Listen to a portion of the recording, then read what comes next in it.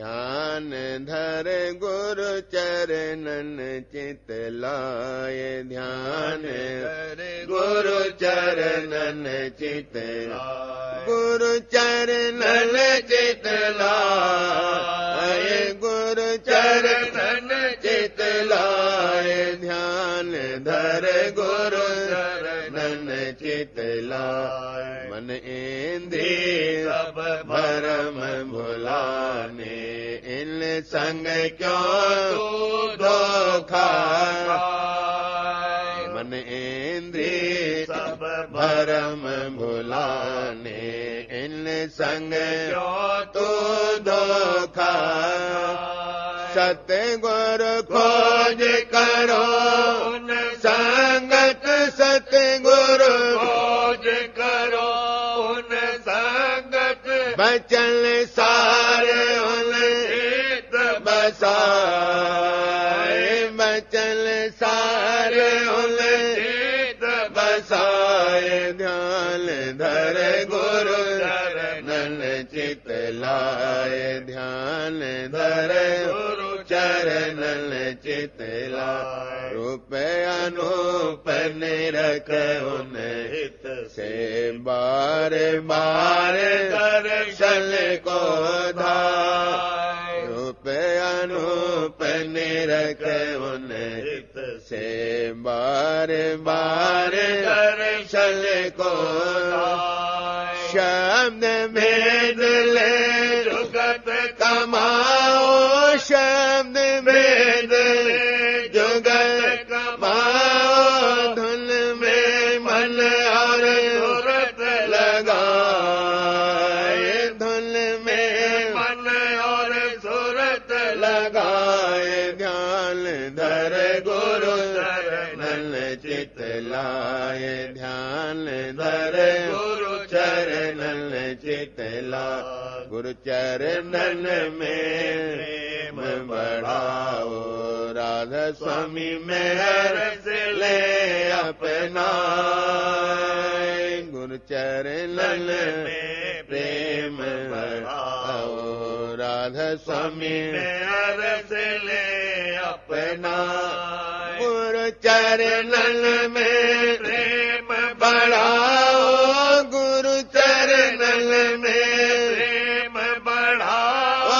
राधा स्वामी मेहर से अपना, प्यारे राधा स्वामी मेहर से अपना। सीता राधा स्वामी मेहर से अपना। ध्यान धर गुरु चरणन चित लाए, ध्यान धर गुरु चरणन चित लाए। मेरे धूम भई अति भारी दरस, राधा स्वामी किनारे। मेरे धूम भई अति भारी दरस, राधा स्वामी किनारे। भागे जगे मेरे धुरखे सजनी, भागे जगे मेरे धुरखे सजनी। भागे जगे मेरे धुरखे सजनी, आज रूप रस लिनारे हो, आज रूप रस लिनारे। मेरे धूम भई अति भारी दरस, राधा स्वामी किनारे। मेरे धूम भई अति भारी दरस, राधा स्वामी किनारे। कौन कहे महिमा बिरुंगे, कौन कहे महिमा बिरुंगे। जिन प्रेम दान गुरु गिनारे, जिन प्रेम दान गुरु गिनारे। मेरे धूम भई अति भारी दरस, राधा स्वामी किनारे। मेरे धूम भई अति भारी दरस, राधा स्वामी किनारे। सुखी भया अब तन मन सारा,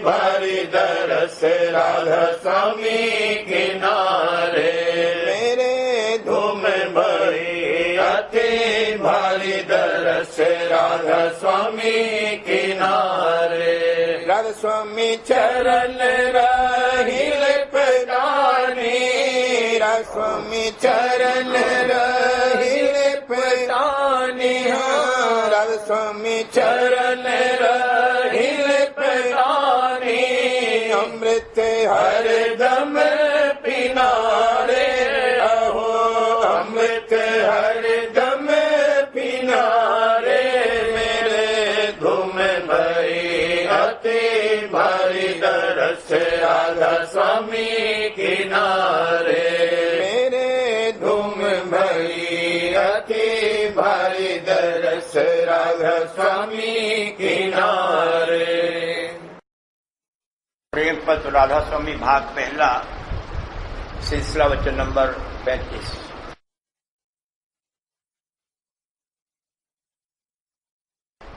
दुनियादारों लोगों को भी मुनासिब है कि जो सत्संग सच्चे गुरु और सच्चे परमार्थियों का न कर सकें तो उनके साथ प्यार और भाव रखें और जब कभी मौका होवे तिथि त्योहार और कार्य व्यवहार के दिन दर्शन और कुछ सेवा करते रहें तो उनके जीव का भी थोड़ा बहुत गुजारा और 84 के चक्कर से बचाव हो जाएगा।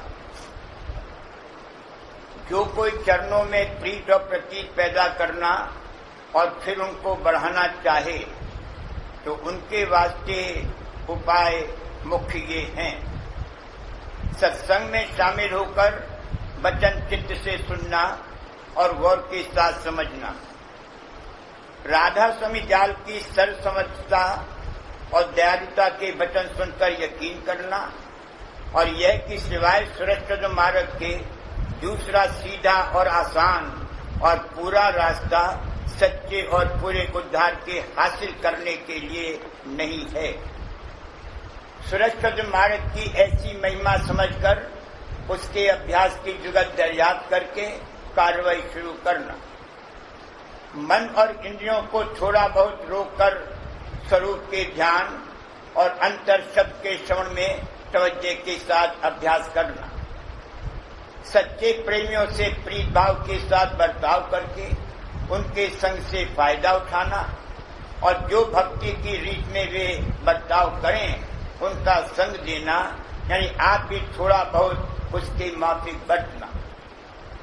राधा स्वामी जाल की वाणी का समझ कर और उसके अर्थ अपने ऊपर घटाकर थोड़ा बहुत हर रोज पाठ करना, सत्संग के वक्त सद्गुरु के दर्शन दृष्टि जमाकर करना और अपने मन और सूरत को ऊंचे मुकाम पर ठहराकर वचन सुनना और फिर उनका मनन और विचार करके जो वचन अपने वास्ते मुनासिब और मुफीद मालूम होवे उनके माफिक कार्रवाई करना, तन मन धन से अपने प्रेम और उमंग के माफिक जो अंतर और बाहर थोड़ा बहुत रस और आनंद पाकर पैदा हुए संत सद्गुरु या सद्गुरु और प्रेमी जन और शब्द अभ्यासी साधुओं की सेवा करना, पिछले और हाल के यानी अपने वक्त के गुरु भक्तों की चाल को सुनकर और देखकर उसके माफिक जिस कदर मुनासिब और फायदेमंद मालूम होवे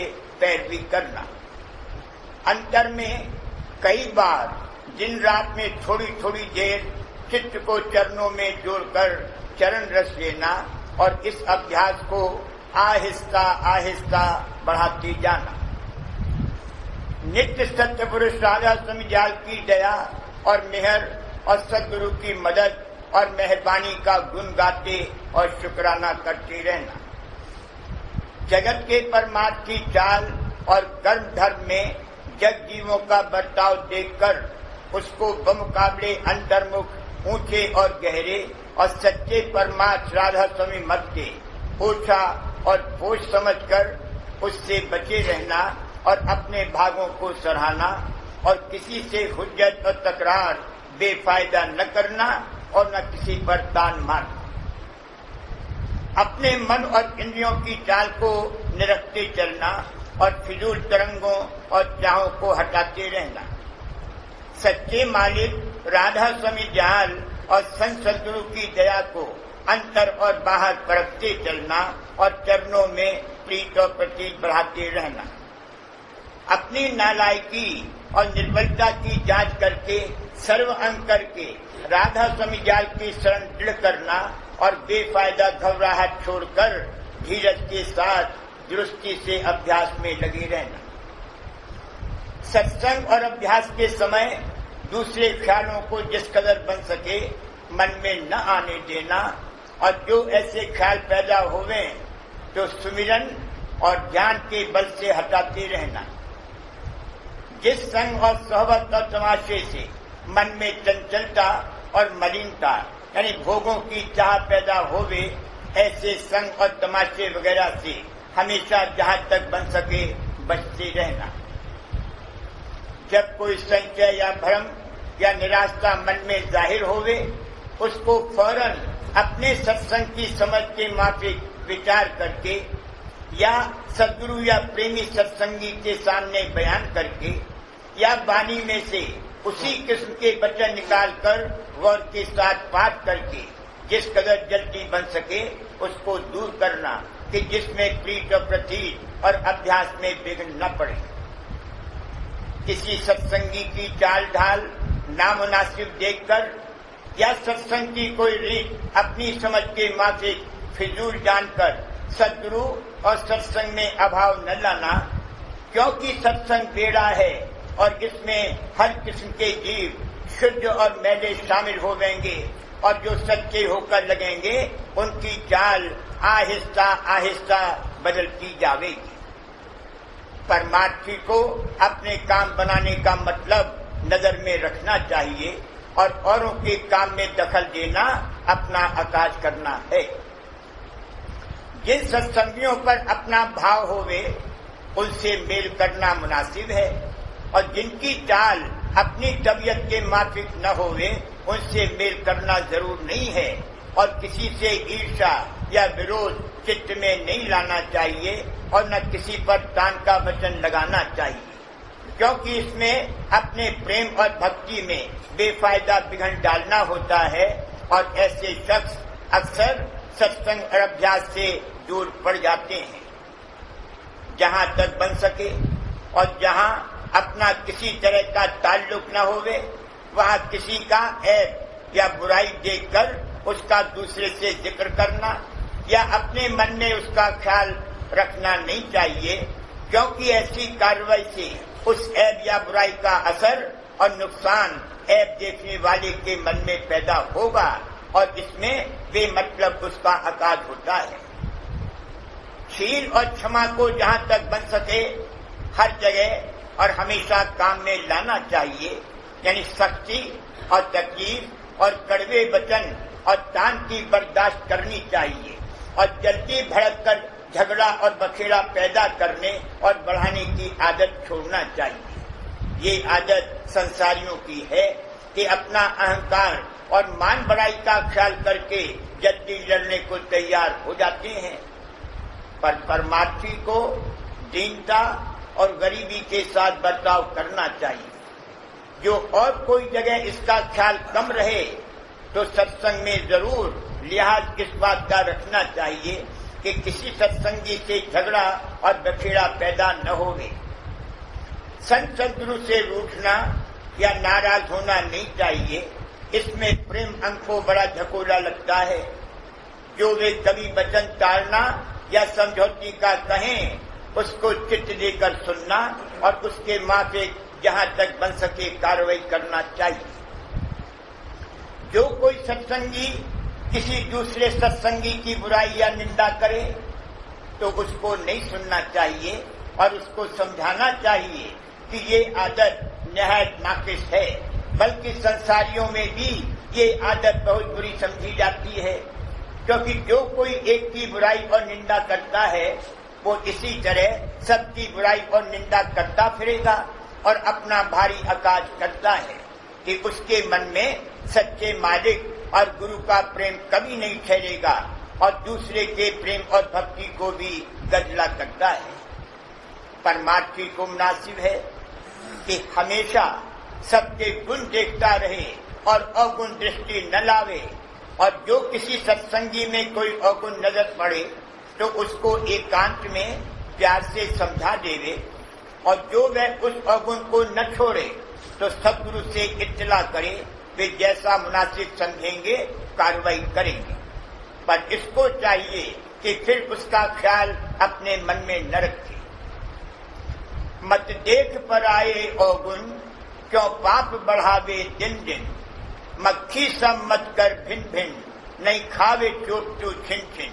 देखा कर सबके तू गुण, सुख मिले बहुत तुहे पुन पुन। ये सब बातें जो ऊपर लिखी गई प्रेम के जगाने वाली और बढ़ाने वाली हैं, और हर एक परमार्थी को मुनासिब है कि जहां तक बन सके उनके माफिक कार्रवाई करे।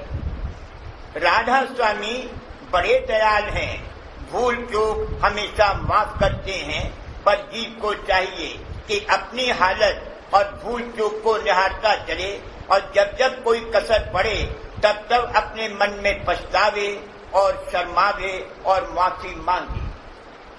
जो लोग की भजन और ध्यान में रस न मिलने की शिकायत करते हैं, उनको चाहिए कि अपने मन और इंद्रियों की हालत की परख करते रहें, और जो कसर अभ्यास में उनकी तरफ से मालूम पड़े उसके दूर करने में राधा स्वामी जाल की दया का बल लेकर कोशिश करते रहें। जिस कदर सफाई मन और इंद्रियों की होगी और जिस कदर प्रेम या उमंग या विरह अंग लेकर वे अभ्यास में लगेंगे, उसी कदर रस मिलता जाएगा। बेफायदा घबराहट और जल्दी करना मुनासिब नहीं है। ये काम आहिस्ता आहिस्ता करने का है, और आहिस्ता आहिस्ता सफाई होगी और अंतर में रस और आनंद मिलता जाएगा।